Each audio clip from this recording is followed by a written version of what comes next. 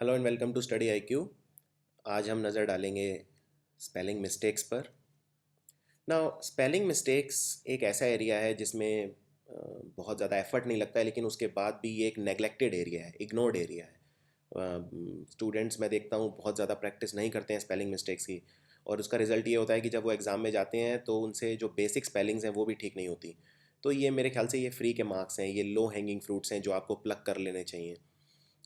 Grammar में generally score करना इतना आसान नहीं होता, इसलिए जो खासकर नॉन ग्रामर वाले टॉपिक्स हैं, जो जिनमें आपको सेंटेंस करेक्शन है, जैसे ये एक ग्रामर का टॉपिक है तो इसमें आप उतना स्कोर नहीं कर पाएंगे।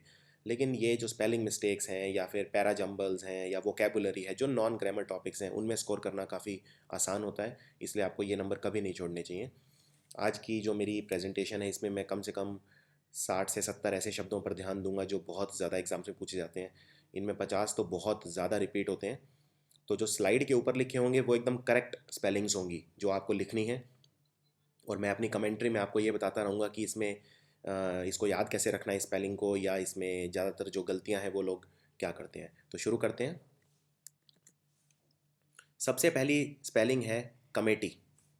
कमेटी का मतलब तो आप जानते ही हैं, कमेटी में बहुत सारे लोग होते हैं, ये एक कलेक्टिव नाउन है। देखिए कमेटी में डबल एम होता है, डबल टी होता है और डबल ई होता है, तीनों डबल होते हैं, ये आपको याद रखना है। तीनों की तीनों चीज़ें डबल होती हैं। और इसमें स्टूडेंट्स गलती क्या करते हैं, कई स्टूडेंट इसमें या तो टी या ई या एम एक लगाते हैं, तो कमेटी में तीनों ही डबल होते हैं। कमिश्नर, कमिश्नर में डबल एम और डबल एस होता है। और इसमें सबसे कॉमन जो गलती करते हैं वो लोग ये करते हैं कि जो ये दूसरे वाला आई है ये नहीं लगाते हैं। तो ज़्यादातर लोग कमीशन लिख देते हैं, कमिश्नर, मतलब ये वाला जो आई है ये क्रिटिकल है। तीसरा शब्द होता है सुपरसीड। सुपरसीड का मतलब देखिए क्या होता है। मान लीजिए आप किसी पोजीशन के ऊपर हैं, मान लीजिए आप बैंक में मैनेजर हैं, आपसे पहले जो मैनेजर आया था उसने आपको किया था प्रीसीड, और जो आपके बाद आएगा आपका सक्सेसर वो आपको करेगा सुपरसीड। अब इसमें आपने एक चीज़ नोटिस की, प्रीसीड में आता है सी और सुपरसीड में आता है एस, और दोनों ही सीड हैं। तो ये एक बहुत कॉमन मिस्टेक है, सुपर सीड में यहाँ पे एस आता है और प्री सीड में सी आता है, तो इसमें कभी कंफ्यूज मत होना। लुटेनेंट, लुटेनेंट आप जानते हो कई पोजीशंस के आगे लगता है। लुटेनेंट जैसे लुटेनेंट गवर्नर जो कि केंद्र शासित प्रदेश या यूनियन टेरिटरीज के अंदर होता है। देखिए लुटेनेंट में एक चीज़ याद रखनी है, ये LIEU है, ल्यू। जैसे ये शब्द आया है, अंग्रेजी में एक सेइंग भी है, इन ल्यू ऑफ। इन ल्यू का ऑफ का मतलब होता है इन प्लेस ऑफ। जैसे अगर मान लो मैं एक टीचर हूँ, और अगर आज मैं लेक्चर लेने नहीं आ सकता तो मैं अपनी जगह किसी और लेक्चरर को भेज दूंगा, तो that lecturer will take the lecture in lieu of me, यानी वो मेरी जगह। तो इन ल्यू ऑफ मतलब इन प्लेस ऑफ। तो लिeutenant में LIEU। टेनेंट वाला पार्ट रिलेटिवली सिंपल है। सिगरेट, देखिए ये एक बहुत कॉमन स्पेलिंग मिस्टेक है जो लोग करते हैं। सिगरेट, सिगरेट में कई लोग क्या करते हैं, ये जो ए है इसकी बजाय ई लगा देते हैं या फिर एक ही टी लगाते हैं। सो इसमें आपको ध्यान रखना है कि यहाँ पर डबल टी आएगा। जिराफ, जिराफ में लोग ये आखिरी में ई नहीं लगाते हैं, लेकिन जिराफ में आखिरी में ई आता है और डबल एफ आता है, तो ये भी एक कॉमन गलती है। कुछ और पे नज़र डालते हैं। शैम्पेन, ये थोड़ा सा टफ वर्ड है, इसको आपको लिख के प्रैक्टिस करनी होगी। देखिए ये शैम, जो CH वाला साउंड है, ये शै का साउंड आता है, शैम्पेन।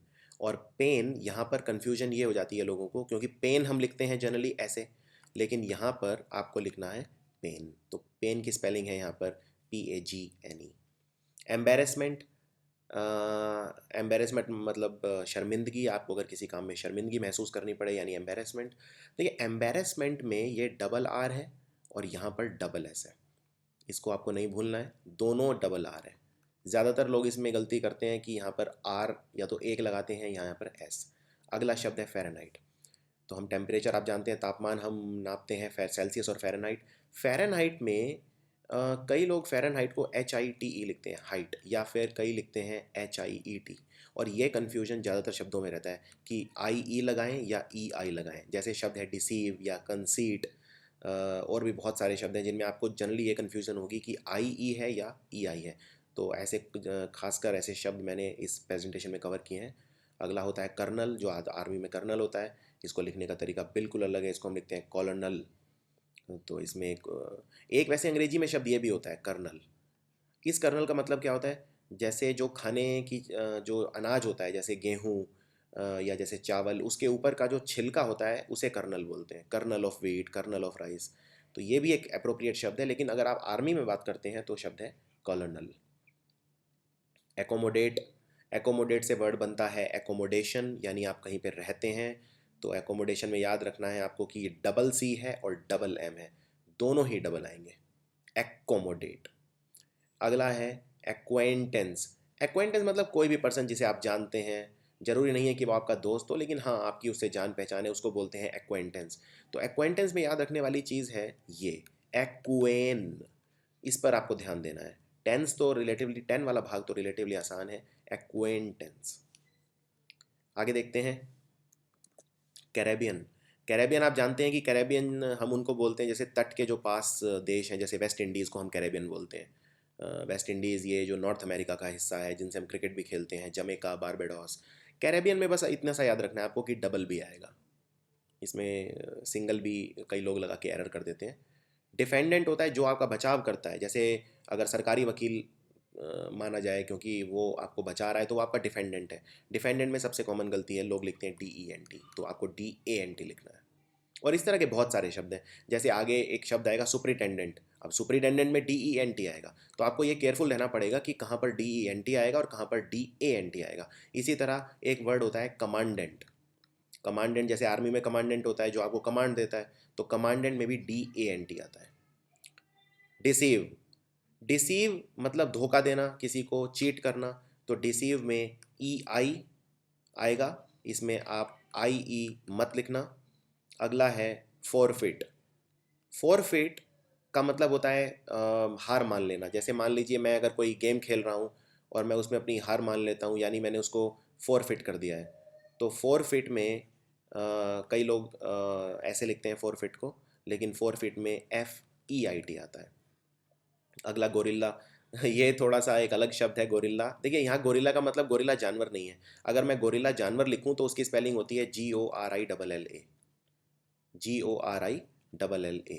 गोरिल्ला मतलब जानवर, लेकिन गोरिल्ला लिख रहा हूँ मैं। गोरिल्ला जैसे गोरिल्ला मार्केटिंग आपने सुना होगा बैंकिंग अवेयरनेस में, या गोरिल्ला एक मेथड होता है जिसमें अपने एनिमी पर, एनिमी के ऊपर छुप के वार किया जाता है। जैसे शिवाजी थे, मराठा, ग्रेट मराठा वॉरियर शिवाजी, वो मुगल्स में को इस तरह से वार करते थे कि पहाड़ों के पीछे छुप कर, या वो ये एक लड़ने का तरीका होता है बेसिकली गोरिल्ला। तो उसकी स्पेलिंग होती है GUERRILLA। तो इसमें आपको गलती नहीं करनी है। अगला है हरास करना। हरास में जनरली लोग HARR लिखते हैं, लेकिन डबल S होता है। तो हरास। हीनियस। हीनियस मतलब जैसे बहुत ही शर्मनाक, मान लीजिए मैं अगर बोलता हूँ हीनियस क्राइम, यानी बहुत बड़ा क्राइम, तो हीनियस में NOUS आएगा। अगला देखते हैं वेंजेंस। वेंजेंस होता है किसी से बदला लेना, इसको आप विंडिक्टिवनेस भी बोल सकते हैं। विंडिक्टिवनेस, विंडिक्टिवनेस का मतलब भी होता है बदला लेना। या एक और शब्द होता है बदला लेने के लिए, जिसको बोलते हैं वेंडेटा। जैसे एक बहुत फेमस मूवी भी है V फॉर वेंडेटा। वेंजेंस की स्पेलिंग भी इंपॉर्टेंट है, वेनजेंस। इसमें वेंजेंस में ये GE के बाद A भी आता है, तो ये क्रिटिकल है। अगला शब्द बहुत टफ है, इसकी आपको कई बार, कम से कम 3 या 4 बार लिख के प्रैक्टिस करनी पड़ेगी। ये है मैनूवर। मैनूवर क्या होता है? मान लीजिए आप, मैनूवर का मतलब होता है शातिर चाल, कोई चाल चलना। जैसे बहुत सारी मूवमेंट करके चाल चलना। जैसे मान लीजिए अगर आप शतरंज खेल रहे हैं और शतरंज में आपको घोड़े को चलना है ढाई, तो आप उसको इस तरह से चलेंगे कि ओपोनेंट को आप हरा सकें, तो वो एक तरह से आपका मैनूवर है, यानी कोई शातिर चाल। तो मैन इसमें लिखिए सबसे पहले मैन, यू और फिर वर, मैन यू वर। और इसको बोलते वक्त आपको बोलते हैं मैनूवर। तो इसको आपको मैन्योर से कंफ्यूज नहीं करना है। मैन्योर मतलब होता है खाद, जो हम खेत में खाद डालते हैं। ये दो अलग अलग शब्द हैं। अगला है पवेलियन, जहाँ बैट्समैन आउट होकर जाता है क्रिकेट में पवेलियन। देखिए पवेलियन में ज़्यादातर लोग गलती करते हैं, डबल एल लगा देते हैं, लेकिन इसमें सिंगल एल होता है, ये बस आपको याद रखना है। टुमारो में कई लोग डबल एम लगा देते हैं टुमारो लिखते हुए, लेकिन यहाँ पर सिंगल एम है और डबल आर है। अनटिल, अनटिल में लोग डबल एल की गलती करते हैं, लेकिन अनटिल में सिर्फ एक ही एल होता है। वैक्यूम, 99% लोग वैक्यूम की स्पेलिंग गलत लिखते हैं। वैक्यूम में जो सबसे कॉमन गलती है वो लोग ऐसे लिखते हैं वैक्यूम को, VACCUM, लेकिन ये गलत है। वैक्यूम में C तो एक ही आएगा, लेकिन U दो आएंगे। सर्जन, डॉक्टर, सर्जन जो सर्जरी करता है, सर्जन में GEON, ये बस आपको याद रखना है। इम्पास, इम्पास मतलब होता है डेडलॉक। डेडलॉक मतलब इसके आगे कोई बात ना बढ़ पाए, वो एक डेडलॉक हो जाता है। जैसे फॉर एग्जांपल भारत और पाकिस्तान में कश्मीर को लेके एक डेडलॉक है, यानी बात आगे बढ़ ही नहीं रही है, तो वो एक तरह का इम्पास है। इम्पास लिखते वक्त लोग ये आखिर में ई नहीं लगाते हैं, तो स्टूडेंट्स को हमेशा आखिर में ई लगाना है। कलीग की स्पेलिंग रिलेटिवली आसान है, लेकिन इसमें आपको कुछ चीज़ ध्यान रखनी है, और वो है डबल एल के बाद ई और फिर ए, तो इसको बोलते हैं वैसे कलेग या कलीग। कोमेमोरेट यानी याद रखना, किसी को यादगार, किसी क्षण को यादगार बनाना। तो कोमेमोरेट में पहले 2 बार एम आएगा, डबल एम, और उसके बाद 1 बार आएगा, 2 1। शिवलरी, शिवलरी क्या होता है? शिवलरी मतलब होता है बहादुरी, यानी गैलेंट्री। गैलेंट्री यानी बहादुरी। शिवलरी जैसे जो बहादुर होते हैं उन्हें हम इतने सारे अवार्ड देते हैं, जैसे परमवीर चक्र, वीर चक्र, अशोक चक्र, तो दीज आर शिवलरस अवार्ड्स, या गैलेंट्री के लिए दिए जाते हैं। शिवलरी में साउंड एस का आता है, लेकिन इसको लिखते हैं CH, तो ये स्टार्ट होता है CH से। अगला है पैराफेरनेलिया। पैराफेरनेलिया मतलब होता है उपकरण, कोई भी उपकरण, मशीनी उपकरण, यानी पैराफेरनेलिया। अगला है मैरिजेबल। मैरिजेबल के अंदर सबसे पहले आपको मैरिज लिखना है और फिर एबल लिखना है। अब ये जितने भी शब्द हैं जिनके अंदर आप एबल आता है, ये लिखने बहुत आसान हो जाते हैं। इनमें देखिए, जैसे मान लो अगर मैं बोलता हूँ मैनेजेबल, तो इसमें सबसे पहले लिखिए मैनेज और उसके बाद लिखिए एबल।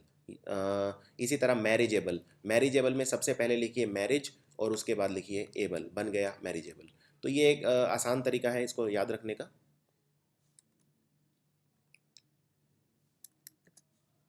अगला शब्द है इम्प्रॉम्प्टू। इम्प्रॉम्प्टू का मतलब होता है एक्सटेम्पोर। एक्सटेम्पोर मतलब बिना रिहर्सल के स्पीच देना। मान लीजिए आपको मैं स्टेज पर भेज दूं और आपको कोई टॉपिक दे दूं और आपको बोलूं कि आपको उस पर 5 मिनट बोलना है, यानी आप उसके लिए रिहर्स नहीं कर पाए हैं, यानी that will be A impromptu speech या एक्सटेम्पोर स्पीच। तो इम्प्रॉम्प्टू में लोग यहाँ पर एम नहीं लगाते हैं, जनरली वो लगाते हैं इम्प्रॉम्प्टू, तो यहाँ पर एम जरूर लगाना है। अगला वर्ड है सरप्टिशियस। सरप्टिशियस मतलब होता है सीक्रेटली, सीक्रेटली या स्लाइली या क्लैंडनस्टीन, कोई भी शब्द, मतलब कोई काम छुप के करना, कोई काम सीक्रेटली करना या कोवर्टली करना, तो इन सब का मतलब होता है सरप्टिशियस। सरप्टिशियस में यहाँ डबल आर आता है सबसे पहला, और इसकी स्पेलिंग उससे मिलती जुलती है शब्द, जैसे एडवेंटिशियस।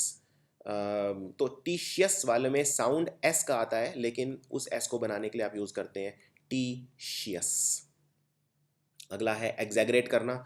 एग्जैगरेट में डबल जी, बस इतना ही याद रखना है। एग्जैगरेट करना, किसी बात को अतिशोक्ति करना, बढ़ा चढ़ा कर बोलना।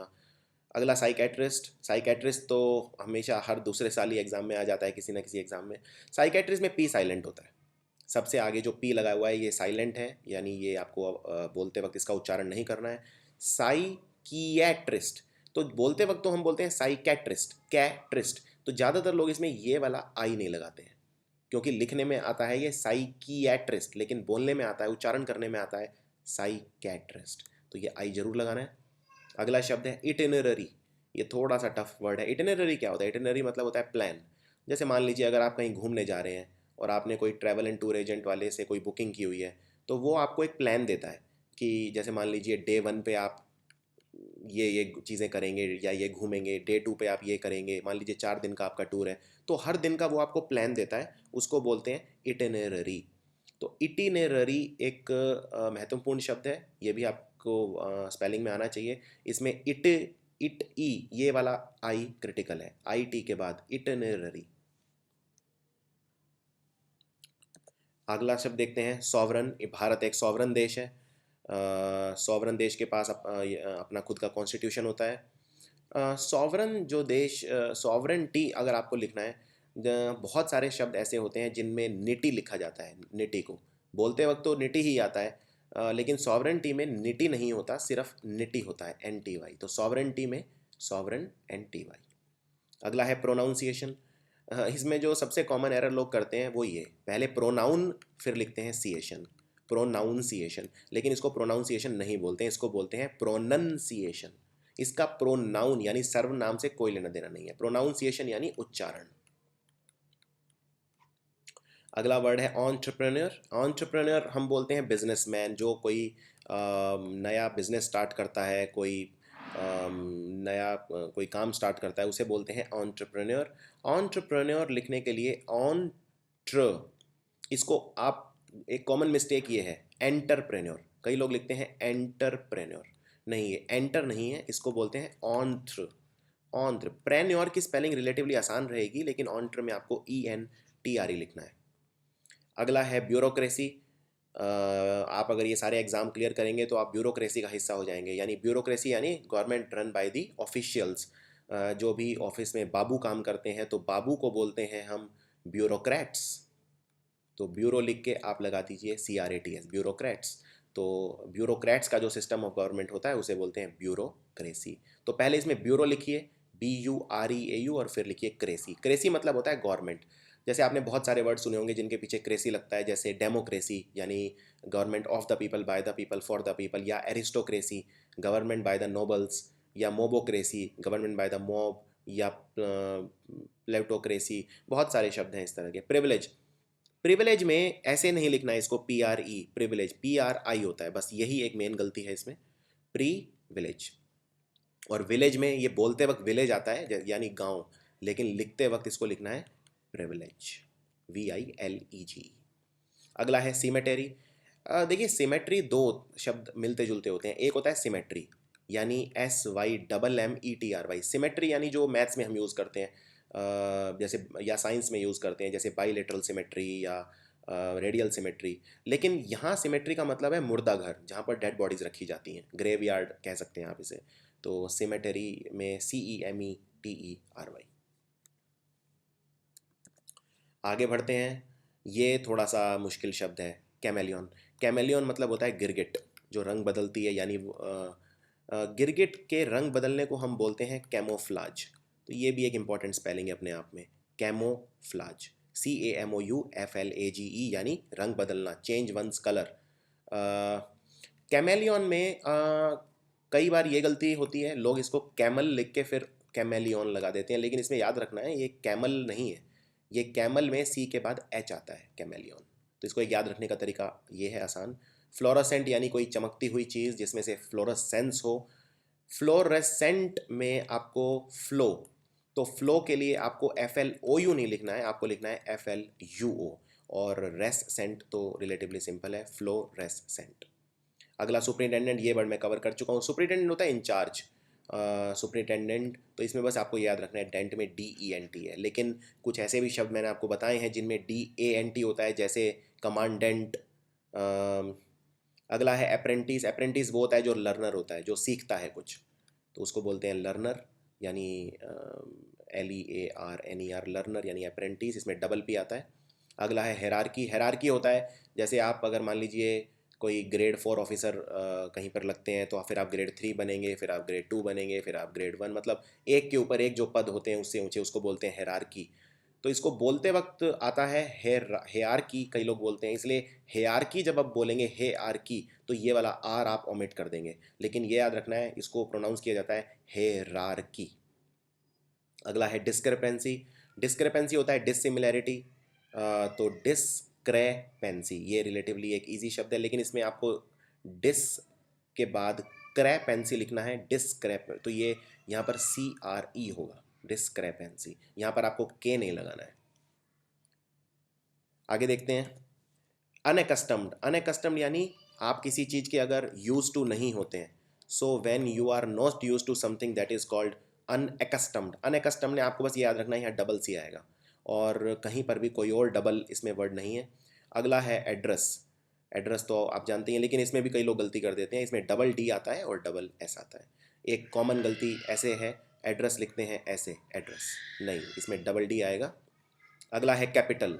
देखिए ये एक बहुत कॉमन मिस्टेक है, कैपिटल मतलब यहाँ है सबसे मुख्य, जैसे अगर मैं बोलता हूँ कैपिटल पनिशमेंट, आपने ये जरूर सुना होगा, सजाए मौत को या किसी को फांसी देना उसको बोलते हैं कैपिटल पनिशमेंट।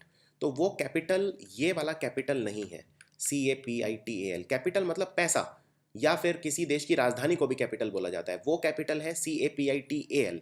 लेकिन अगर मैं किसी को सजाए मौत दे रहा हूँ तो वो है कैपिटल पनिशमेंट, यानी CAPITOL। अगला है अमेच्योर। अमेच्योर वो आदमी होता है जो जिसमें उतना कुशल नहीं होता, उतना जिसके अंदर उतना स्किल नहीं होता, उसको बोलते हैं अमेच्योर। तो अमेच्योर में TEUR। अगला है कॉन्सेंशियस। अगर आपकी कोई चीज़ कॉन्शियस से रिलेटेड है उसके लिए शब्द यूज़ करते हैं कॉन्सेंशियस। कॉन्सेंशियस में आपको पहले इसको प्रोनाउंस ढंग से करना है कॉन्शियनशियस, तो ये आपकी कॉन्शियस से रिलेटेड है। अगला है डिलेमा। डिलेमा होता है एक ऐसी मुसीबत जिसमें आप फंस जाते हैं, तो डिलेमा में आपको डबल M लगाना है। आगे देखते हैं एनवायरनमेंट, यानी आपका आसपास की जो सराउंडिंग्स हैं, वातावरण। एनवायरनमेंट में जनरली लोग गलती करते हैं, यहाँ पर N नहीं लगाते हैं और एनवायरनमेंट को ऐसे लिख देते हैं एनवायरमेंट, लेकिन यहाँ पर एक N भी आता है। अगला गेज करना, इसको प्रोनाउंस करते हैं गेज। गेज यानी जैसे किसी चीज़ को नापना या किसी चीज़ का मापन करना। जैसे मान लीजिए मैं गेज कर रहा हूँ ये रास्ता, यानी गेज कर रहा हूँ यानी मैं ये रास्ता नाप रहा हूँ कि ये कितना लंबा है। क्वेश्चन एयर में बस एक चीज़ याद रखनी है, डबल N आता है, बाकी सब आसान है। गवर्नमेंट में कई लोग गवर्नमेंट को ऐसे लिखते हैं गवर्नमेंट, ये वाला N खा जाते हैं, तो ये आपको ये वाला N जरूर लगाना है, गवर्नमेंट। कई लोग ऐसे भी लिखते हैं गवर्नमेंट। वो कई लोग जैसे खासकर जो रूरल एरियाज़ में इसको अक्सर गवर्नमेंट या गवर्नमेंट अलग अलग तरह से बोला जाता है, तो वो जब हम गलत उच्चारण करते हैं तो हमारी लेखनी में भी रिफ्लेक्ट करता है, तो ये एक इम्पॉर्टेंट है। लियाजियन होता है कनेक्ट करना किसी के साथ, कनेक्ट करना या किसी के साथ ग्रुप बनाना या किसी के साथ मिलजुल करना, कर कुछ काम करना, यानी लियाजियन करना। तो इसमें ये थोड़ा सा मुश्किल है, इसको बार बार 3-4 बार कम से कम लिख के प्रैक्टिस करना। इसको प्रोनाउंस करते हैं लियाजियन। अगला है परसेवरेंस। परसेवरेंस मतलब होता है किसी काम में डटे रहना, अडिग रहना। इनफैक्ट एक कहावत भी है विक्टर हुगो की कि the victory belongs to the most perseverant, यानी जो हार ना माने, जो लगातार किसी काम में डटा रहे, अडिग रहे, उसको बोलते हैं परसेवरेंस। तो इसमें परसेवरेंस। रिदम। रिदम मतलब कोई चीज़ रिदम में करना, कोई चीज़ एक साथ कर, जैसे गाना होता है, गाने में बहुत सारे सुर एक रिदम में होते हैं, तो रिदम में आपको याद रखना है RHYTHM, री दम। तो री के लिए आपको साउंड जो चाहिए वो यहाँ पर होगा HY। अगला है ट्वेल्थ। ट्वेल्थ मतलब 12वां। तो ट्वेल्थ में कई लिखने के गलत तरीके ये होते हैं, कई लोग लिखते हैं 12 और फिर TH, नहीं, ये ऐसे नहीं लिखा जाएगा। इसका 12 से कोई 12 से इसको कंफ्यूज नहीं करना है। ट्वेल्थ लिखा जाता है जैसे ये लिखा हुआ है TWELFTH। फॉरेन यानी विदेशी। फॉरेन की स्पेलिंग अब मेरे ख्याल से उतनी कठिन नहीं होनी चाहिए, क्योंकि ये शब्द अक्सर हमें दिखता है न्यूज़ में या जो भी हम टेक्स्ट पढ़ते हैं उसमें। मिस डिमीनर होता है मिसबिहेवियर, मिसबिहेव करना, अच्छे से बिहेव नहीं करना, मिसबिहेवियर। तो मिस डिमीनर में आपको याद रखना है, इसको याद रखने का तरीका मिस डी मीन अर, तो इसको तोड़ के आप लिख सकते हैं डी मीन अर, यानी किसी से ढंग से व्यवहार ना करना। अगला शब्द है यॉट। इसको प्रोनाउंस करते हैं यॉट। इसको बोला हिंदी में बोला जाता है याच। याच यानी ये एक छोटी नाव होती है, जो छोटा शिप कह सकते हैं आप इसे। अक्सर आप इसे देखते होंगे जो काफ़ी कुछ पूंजीपति हैं अपने साथ एक यॉट रखते हैं, अपना पर्सनल यॉट। एक बेसिकली एक नाव होती है, इसको प्रोनाउंस करते हैं यॉट और इसको लिखा जाता है YACHT। लोक्वेशियस वो पर्सन होता है जो बहुत ज़्यादा बातूनी होता है, जो बोलता बहुत ज़्यादा है। अंग्रेजी में LOC लॉक या LOQ लॉक, इसका मतलब होता है बात करना। तो जो पर्सन बोले बहुत ज़्यादा यानी वो है लोक्वेशियस। अगला है हॉलोकॉस्ट। हॉलोकॉस्ट होता है कहीं पर अगर बहुत ज़्यादा कोई बड़ी आपदा आ जाए जिसमें हज़ारों लाखों लोग मारे जाएं, बहुत बड़ा डिज़ास्टर, आप इसको डिज़ास्टर बोल सकते हैं हॉलोकॉस्ट को। तो हॉलोकॉस्ट, यहाँ पर हॉलोकॉस्ट बोलने में आता है COST, लेकिन लिखा जाता है CAUST। So that's it. I hope ये स्पेलिंग मिस्टेक्स आपको एग्ज़ाम में हेल्प करेंगे। Just like our channel, like the video, put your comments अगर आपको वीडियो अच्छा लगा। अगर आपको किसी भी टॉपिक पे आप चाहते हैं कि हम वीडियो बनाएं तो हमारे आप फेसबुक पेज पे लिख सकते हैं, हमें ईमेल कर सकते हैं, और हम पूरी कोशिश करेंगे कि आपकी रिक्वेस्ट जल्दी से जल्दी पूरी हो जाए। Thank you very much.